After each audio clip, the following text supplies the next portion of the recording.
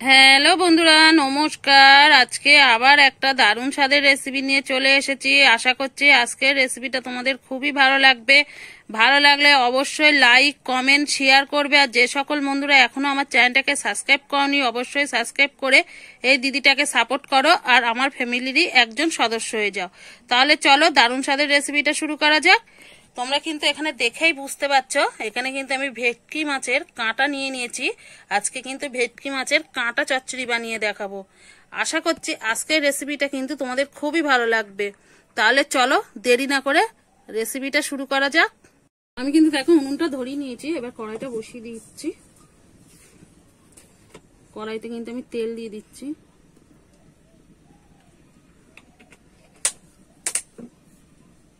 এখানে কিন্তু আমি এটা সর্ষের তেল দিয়ে করছি। সর্ষের তেল দিয়ে কিন্তু করলে খেতে বেশি টেস্ট হবে। ওইদিকে তেলটা গরম হতে হতেই কিন্তু আমি মাছের নুন হলুদ মাখিয়ে নেব।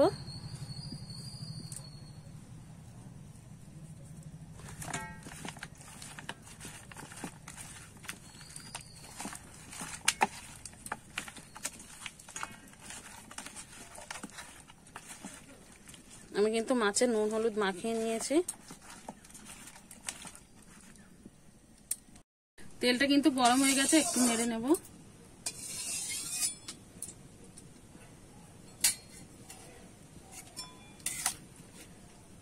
এবারে নুন হলুদ মাখানো মাছের কাঁটাগুলো দিয়ে দেবো।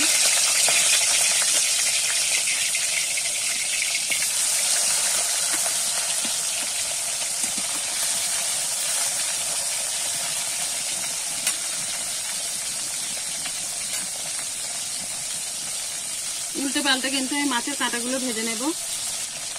আমি কিন্তু লাল লাল করে দেখো মাছের কাঁটাগুলো কিন্তু উল্টে পাল্টে ভেজে নিয়েছি। এগুলো ভাজা হয়ে গেছে, তুলে নেব।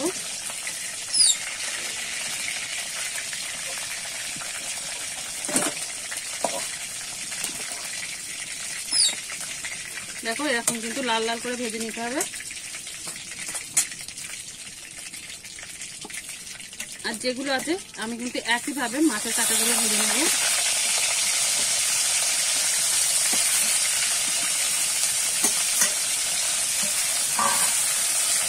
উল্টে পাল্টে একইভাবেই এই মাছের কাঁটাগুলো কিন্তু আমি ভেজে নেব। আমি কিন্তু উল্টে পাল্টে সব একইভাবেই কিন্তু ভেজে নিয়েছি। এবার তুলে নেব।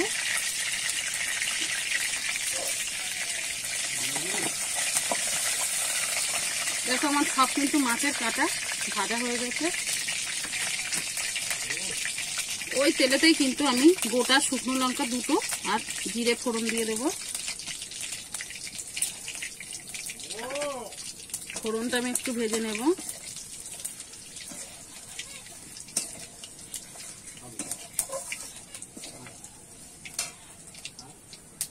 এবারে দেব কেটে রাখা পেঁয়াজ।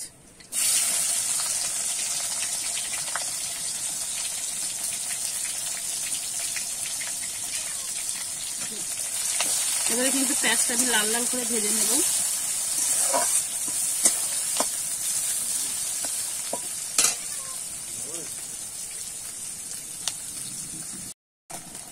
পেঁয়াজটা কিন্তু ভাজা হয়ে গেছে। এবারে 1 চামচ আদা রসুন বাটা দিয়ে দেবো। দিয়ে একটু নাড়িয়ে চাড়িয়ে নেব, কাঁচা গন্ধটা যাতে চলে যায়।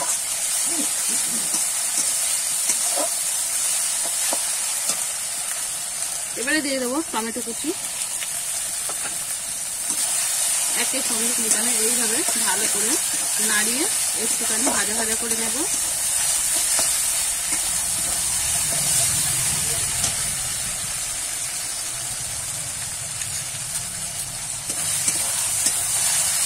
এবারে দিয়ে দেব স্বাদ মতো লবণ।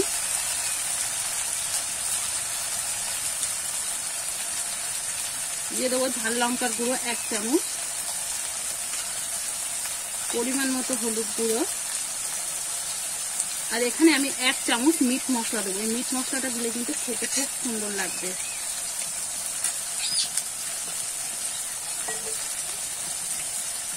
সামান্য একটু জল দিয়ে দেবো, দিয়ে মশলাটা আমি কষিয়ে নেব।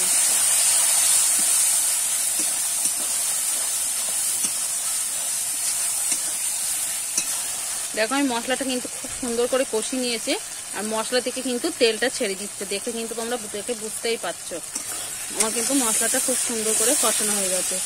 এবার ভেজে রাখা মাছের কাঁটাগুলো কিন্তু আমি দিয়ে দেবো, দিয়ে আবার একটু কিন্তু কষিয়ে নেব।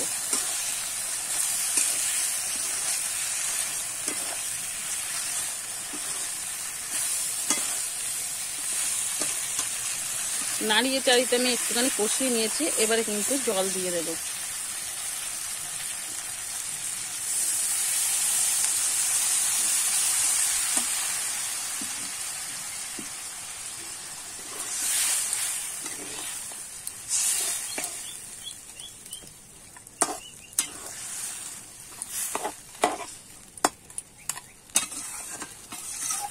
আমি এখানে ঠান্ডা জল দিয়েছি, তোমরা চাইলে কিন্তু একটু গরম জল করেও দিতে পারো, সেটাতেও কিন্তু খেতে খুব ভালো লাগবে। এবারে ভালো করে কিন্তু আমি ফুটিয়ে নেব। দেখো আমি খুব সুন্দর করে কিন্তু ফুটিয়ে নিয়েছি, এবার একটু নেড়ে নিচ্ছি।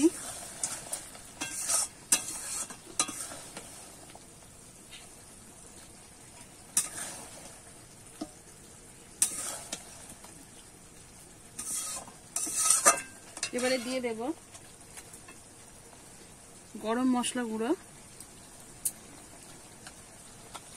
আর দিয়ে দেবো ঘি। আমার কিন্তু ভেটকি মাছের কাঁটা চচ্চড়িটা একদম রেডি হয়ে গেছে। এবারে আমি নামিয়ে নেব, একটু নাড়িয়ে চাড়িয়ে এবারে নামিয়ে নেব।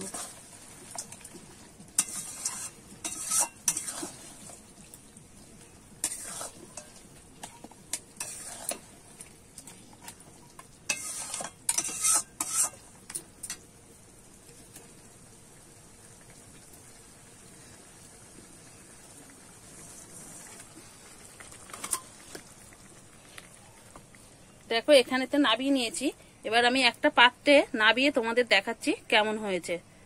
দেখুন বন্ধুরা, আমি একটা পাত্রে কিন্তু ভেটকি মাছের কাঁটা চচ্চড়িটা নাবিয়ে নিয়েছি, পরিবেশন করার জন্য একদম রেডি। আর দেখতে দেখো কতটা লোভনীয় হয়েছে, কালারটাও কিন্তু বন্ধুরা খুব সুন্দর এসেছে। একবার হলো এইভাবে ভেটকি মাছের কাঁটা চচ্চড়িটা করে খেয়ে দেখো, খেতে কিন্তু বন্ধুরা এক কথায় অসাধারণ। আর আজকের রেসিপিটা কেমন লেগেছে অবশ্যই কমেন্ট করে জানাতে ভুলবে না। তাহলে আজকের মতো রেসিপিটা এখানেই শেষ করছি, আবার নতুন কোনো রেসিপির সঙ্গে দেখা হবে। ততক্ষণে ভালো থেকো, সুস্থ থেকো, সাবধানে থেকো, অবশ্যই বাড়িতে একবার বানিয়ে খেয়ে দেখো।